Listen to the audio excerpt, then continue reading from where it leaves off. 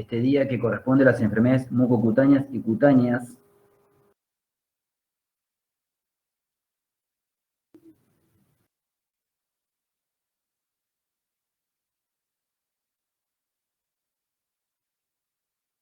De las cuales vamos a hablar según la especie afectada, las lesiones, la ubicación de las mismas y el agente etiológico.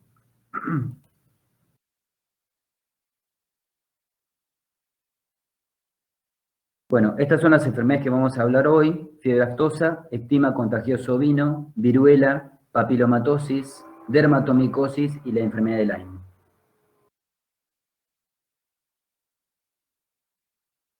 Vamos a empezar con fiebre aftosa.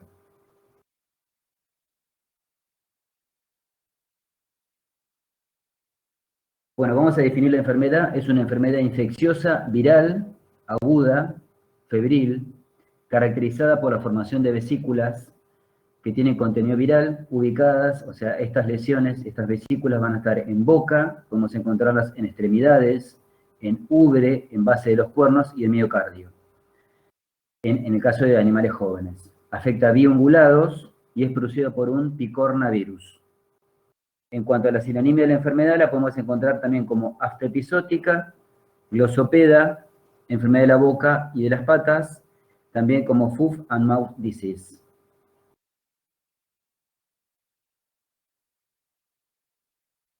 Vamos a hablar un poquito de la etiología, o sea, el virus es un virus pequeño, tiene aproximadamente de 22 a 30 nanómetros, perteneciente a la familia Picornaviridae, o sea, es un picornavirus, del género Aftovirus. Tiene simetría cúbica con ARN monocatenario en una cápside icosaédrica formada por 4 proteínas estructurales distintas, de las cuales son la BP1, BP2, BP3 y BP4. También multiplican el citoplasma de las células produciendo degeneración de tipo hidrópica y salida por lisis. Esas son algunas de las características del virus.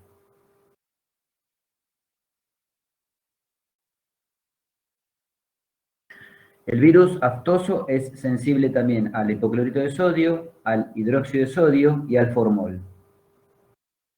Hay que tener en cuenta que en cuanto a la acidez, por debajo de pH 5 o la alcalinidad alta de pH 11 a 12 lo destruye. Por tal motivo, hay que tener en cuenta que se lo debe transportar refrigerado o congelado en medio de transportes tamponados. Como otra característica del virus, se aísla en cultivo primario de tiroides de ternero, en riñón de feto bovino y de cerdo. Se multiplica en células VHK. En animales de laboratorio se inocula en la almohadilla plantar de los cobayos y en ratones lactantes por vía intraperitoneal o intramuscular.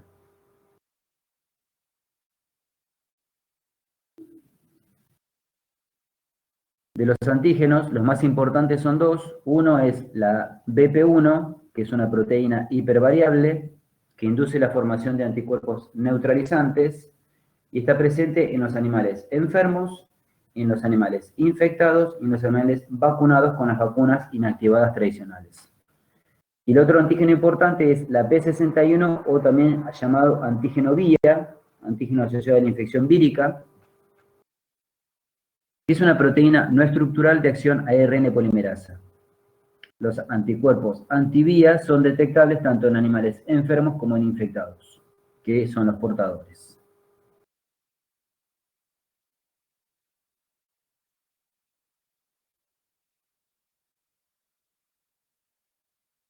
En cuanto a los serotipos, tenemos 7 serotipos. En Argentina, digamos, se presentaban 3, que son el A, O y C. Originalmente son de origen europeo y son los que se presentaban en Argentina. Después tenemos SAT1, 2 y 3, que se encuentran digamos, en Sudáfrica, en el territorio de Sudáfrica, y el Asia1, que es asiático. No presentan inmunidad cruzada entre sí. A su vez, hay que tener en cuenta que tienen diferencias antigénicas que originan subtipos. Entre los subtipos de cada uno hay inmunidad cruzada. Para la vacuna en Argentina se incluyen los subtipos más frecuentes como el A24, O1 y C3. Los bovinos que se han recuperado de la enfermedad mantienen la inmunidad contra el serotipo actuante del virus por un lapso que va desde 1 a 4 años.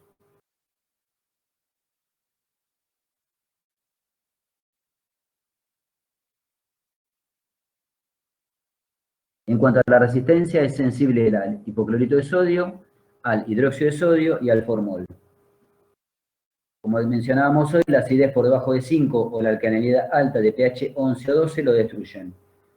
Para el medio de transporte se usan medios buffer de 7, que tienen que tener un pH de 7,2 a 7,6. La maduración por oreo de la carne lo inactiva en el músculo, pero se mantiene en médula ósea y otros tejidos que no se acidifiquen.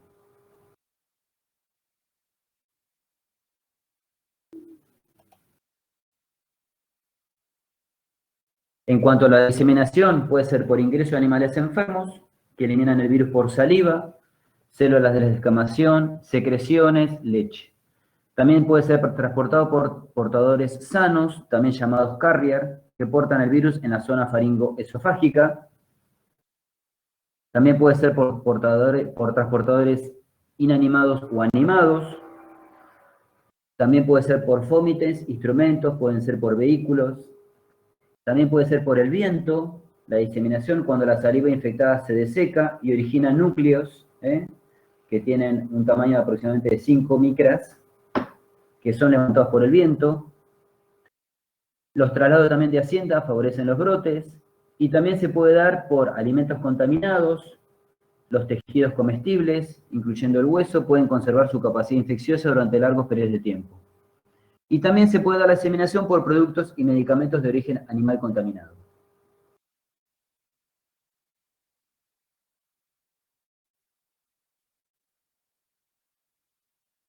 En el caso, digamos, de vía de transmisión, puede ser de tipo directa mediata, puede ser inmediata, o sea, directa inmediata o indirecta.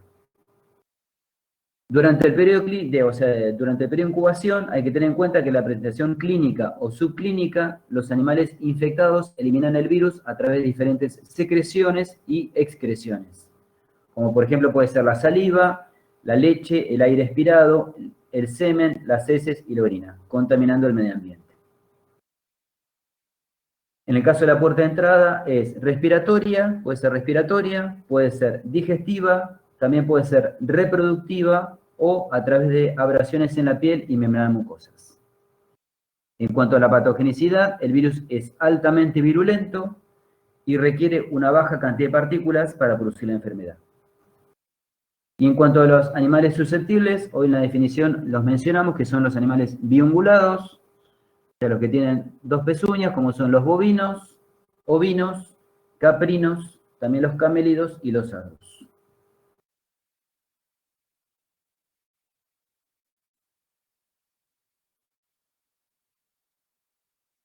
En cuanto a la patogenia, el virus puede llegar a la boca o a la nariz, ingresa a las células epiteliales por microtraumas del estrato espinoso de la lengua, se introduce en el citoplasma, se decapsida y libera su ácido nucleico.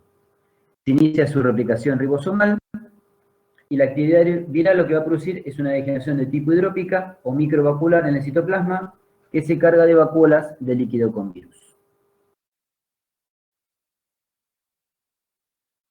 Entonces, lo que va a pasar, estas vacuolas confluyen al romperse las células cuando el virus, cuando el virus que es lítico, lisa esas células infectadas y se va a formar una ampolla o vesícula rica en linfa con el virus.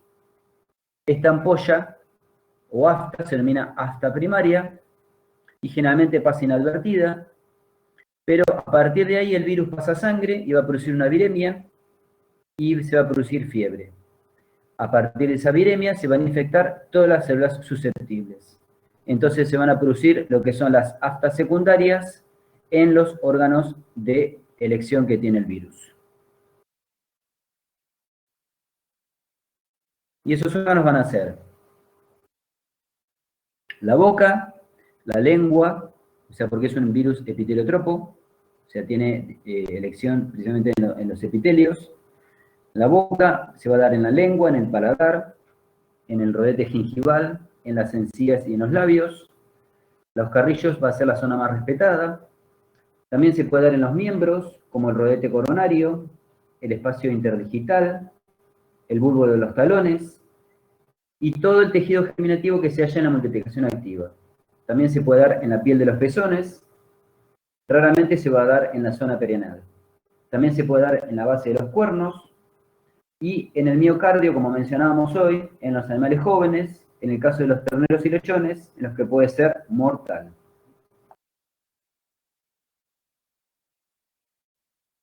En cuanto a su periodo de incubación, dura de 2 a 7 a 10 días. El curso va a ser agudo o subagudo, de 1 a 3 semanas.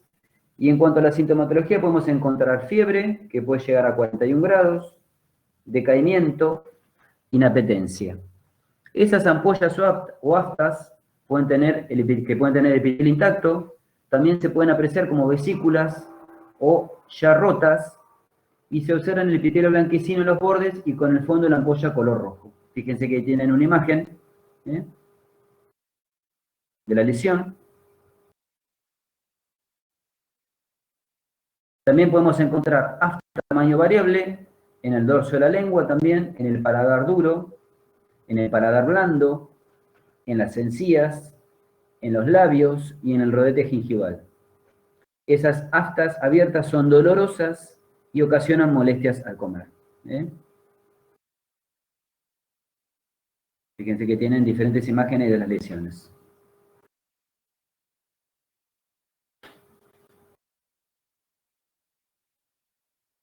Los animales se observan con saliva filante, espesa, que cuelga de su boca, y a causa de esta saliva, al abrir y cerrar la boca, se van a producir chasquidos que se los conoce como beso de aftosa.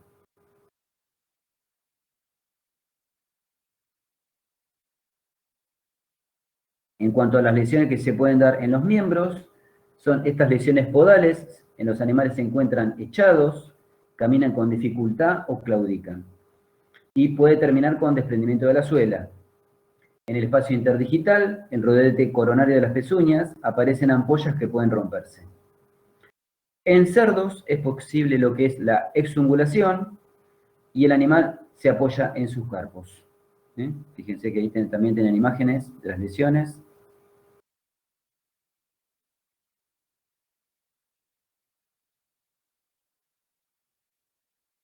En cuanto a su localización mamaria, con pequeñas ampollas que se rompen y van a producir también dolor y resistencia al ordeñe y al amamantamiento. En cuanto a la afección a nivel del corazón, se va a producir una afección generalmente, como mencionamos hoy, en los terneros y en los lechones, o sea, en los animales jóvenes, puede llegar a producir una insuficiencia cardíaca y muerte súbita. Se llama, digamos, corazón atigrado. También podemos encontrar lesiones ulcerativas en pilares del rumen en los terneros.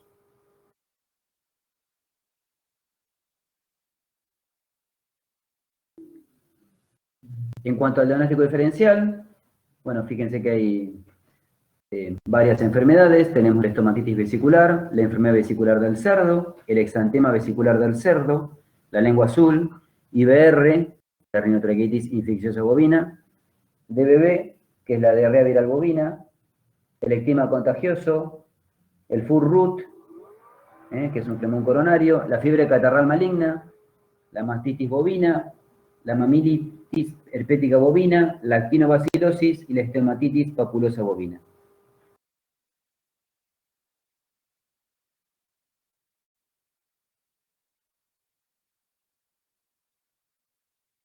En cuanto al diagnóstico, hay que tener en cuenta la toma de muestras. Se puede hacer del líquido de las astas intactas, del epitelio de las astas abiertas y cerradas. Como mencionamos hoy, se van a colocar en medio de transporte tamponados y refrigerados. También se toma muestras de sangre y también se puede tomar de tejido cardíaco en los animales muertos. En el caso de los animales carrier o de los portadores sanos, que también los mencionamos hoy, se muestrea la zona faringoesofágica, donde va a permanecer el virus, con la copa que se llama copa Proban, que ahora en un ratito la vamos a ver. Los medios de transporte para muestras congeladas en hielo seco o nitrógeno líquido se utilizan viales de 5 mililitros donde se fraccionan 2 mililitros de medio de transporte y se agregan 2 mililitros de muestra de líquido faringoesofágico u otras muestras. Para muestras de tipo refrigerada, que es de 3 a 5 grados, son muestras de epitelio o de linfa vesicular.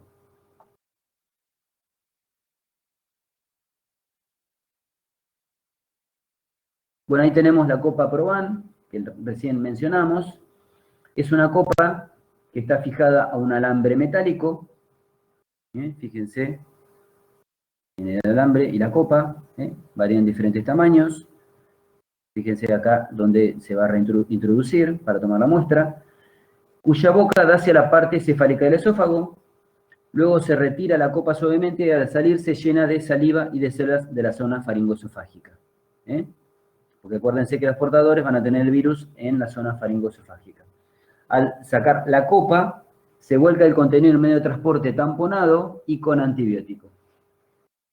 Acuérdense que hay que transportarlo refrigerado y la muestra se procesa en un laboratorio de máxima seguridad.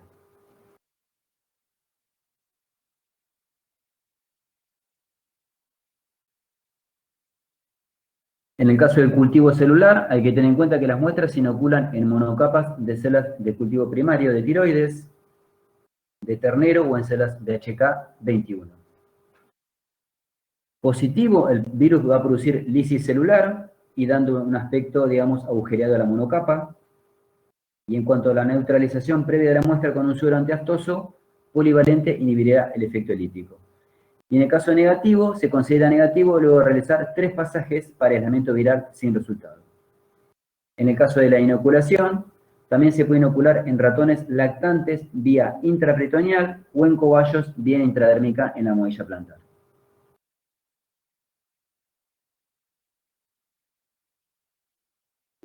Si nosotros queremos hacer una tipificación del virus, se puede hacer por fijación de complemento, también se puede hacer por ELISA, por PCR y por seroneutralización. En el caso de la comprobación de ausencia de circulación del virus aftoso, hay que tener en cuenta que la vacuna induce anticuerpos contra las proteínas de la cápside, y entonces hay que tener en cuenta que la presencia de anticuerpos contra las polimerasas indicaría que se ha replicado en el mal problema. No debe aparecer en el suero anticuerpos contra el antígeno vía, ni contra antígenos no estructurales del virus. Entonces, para hacer esto, para ver, digamos, si hay ausencia de circulación del virus, se efectúa la prueba de inmunodifusión, enfrentando los sueros problemas con el antígeno vía, que mencionamos hoy, y los testigos correspondientes. Y debe dar negativo. Se puede complementar, o sea, se completa con un ELISA con 3 antígenos ABC y con la prueba de inmunoblotin. Ahí tienen, fíjense, cómo se menciona en inglés, electroinmunotransfer, electroimmunoblot transfer. Es inmunoblotin.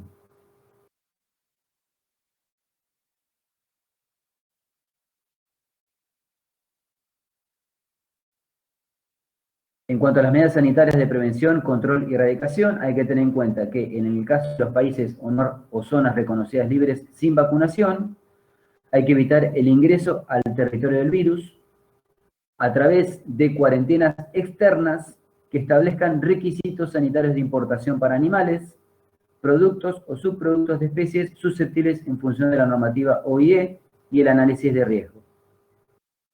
Son medidas que conforman el sistema cuarentenario fronterizo. Se implementan sistemas de vigilancia epidemiológica activa junto a los productores, veterinarios privados y oficiales que efectúan un aviso inmediato ante la sospecha de la enfermedad. Y planes de contingencia y desarrollo de simulacros de preparación. En el caso de los países o zonas reconocidas libres con vacunación, se suman las medidas del sistema cuarentenario fronterizo, vigilancia epidemiológica estratégica y la capacidad de respuesta frente a la emergencia, estrictas campañas de inmunización según criterio epidemiológico. Y en el caso de los países o zonas endémicas bajo control, hay que tener en cuenta que la estrategia principal es reducir la incidencia de la enfermedad clínica mediante planes de inmunización sistemático, situación que requiere de servicios veterinarios organizados, alianzas con el sector privado y legislación de respaldo. Un adecuado control de focos e investigación de brotes.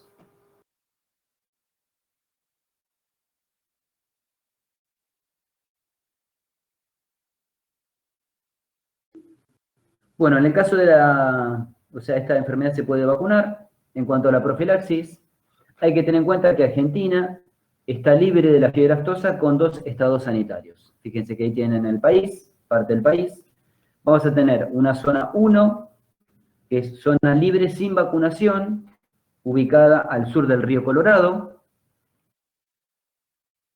Y después tenemos una zona 2, que es zona libre con vacunación, ubicada al norte del río Colorado. Fíjense que ahí, digamos, lo que sería el sur de nuestro país, ven el detalle donde nosotros tenemos una zona libre de aftosa sin vacunación y sin monitoreo, que es esa zona que tiene un color marrón claro. Después tenemos una zona verde, que es una zona, digamos, es zona libre de aftosa sin vacunación con monitoreo, en este caso, que sería Neuquén y parte de Río Negro. Y después tenemos un color amarillo donde tenemos zona libre de aftosa con vacunación ya. Ahí lo tienen bien detallado. Pero, digamos, las diferencias más importantes son, por un lado, la zona libre sin vacunación y la 2, que es la zona libre con vacunación. La vacuna es obligatoria en este caso y se aplica cada 6 meses.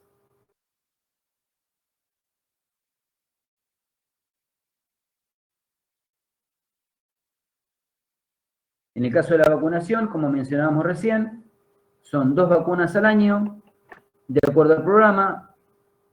Generalmente la campaña empieza en marzo y en octubre. En el caso de la vacunación en anillo, en los brotes, hay que tener en cuenta que los animales, si nosotros tenemos un brote, los animales sintomáticos se eliminan, se incineran y se entierran, en el caso del foco. Se va a determinar un área perifocal donde se vacunará en anillo, aproximadamente 3 kilómetros o más, y se vacuna a todos los animales susceptibles desde fuera hacia adentro, o sea, se vacuna desde afuera hacia adentro para evitar el salto del virus y el transporte del mismo. Esa es la vacunación en anillo. En cuanto a la vacuna, se elaboran con virus y serotipos adecuados para cada país. Hoy mencionábamos, digamos, la vacuna que se utiliza en nuestro país.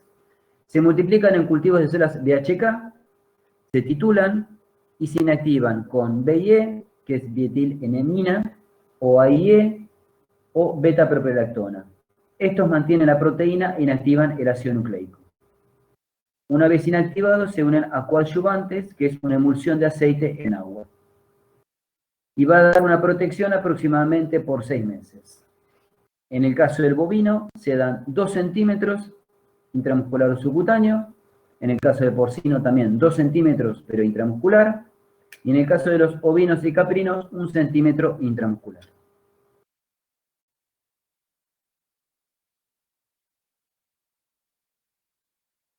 Bueno, fíjense que ahí tienen, digamos, el mapa mundial, el estatus oficial de la fiebre aftosa según, digamos, la OIE. Vamos a tener, digamos, en un color verde más fuerte los miembros y zonas reconocidas libres de fiebre aftosa sin vacunación. Fíjense que sería parte de lo que sería todo Norteamérica, Europa y parte de lo que sería Rusia y Australia. También tenemos Perú y parte de nuestro país y Chile. Después tenemos, en un verde más claro, miembros y zonas reconocidas libres de fiebre aftosa con vacunación, donde tenemos nuestro país, Brasil, Bolivia, Paraguay, Colombia. Y después tenemos en un color gris, donde tenemos un color sí, un poco más blanco, países y zonas sin reconocimiento oficial de la OIE para la fiebre aftosa. O sea, lo que tenemos prácticamente toda África, India, China, todo lo que sería Medio Oriente y Venezuela. Bueno,